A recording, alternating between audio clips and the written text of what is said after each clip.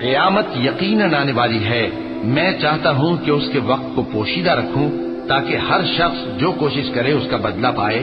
تو جو شخص اس پر ایمان نہیں رکھتا اور اپنی خواہش کے پیچھے چلتا ہے، کہیں تم کو اس کے یقین سے روک نہ دے، تو اس صورت میں تم ہلاک ہو جاؤ۔ اور اے موسیٰ، یہ تمہارے داہنے ہاتھ میں کیا ہے؟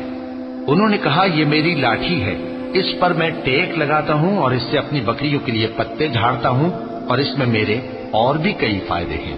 فرمایا کہ موسیٰ اسے زمین پر ڈال دو، تو انہوں نے اس کو ڈال دیا اور وہ یکا یک سانپ بن کر دوڑنے لگا۔ فرمایا کہ اسے پکڑ لو اور ڈرنا مت، ہم اس کو ابھی اس کی پہلی حالت پر لوٹا دیں گے، اور اپنا ہاتھ اپنی بغل میں دبا لو کہ وہ کسی عیب و بیماری کے بغیر سفید چمکتا دمکتا نکلے گا۔ یہ دوسری نشانی ہے تاکہ ہم تمہیں اپنے بڑے بڑے نشانات دکھائیں۔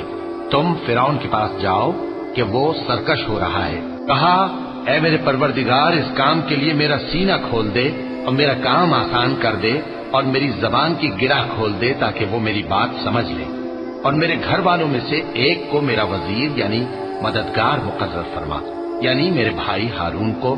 اس سے میری کمر کو مضبوط کر اور اسے میرے کام میں شریک کر، تاکہ ہم تیری بہت سی تسبیح کریں اور تجھے کثرت سے یاد کریں۔ تو ہم کو ہر حال میں دیکھ رہا ہے۔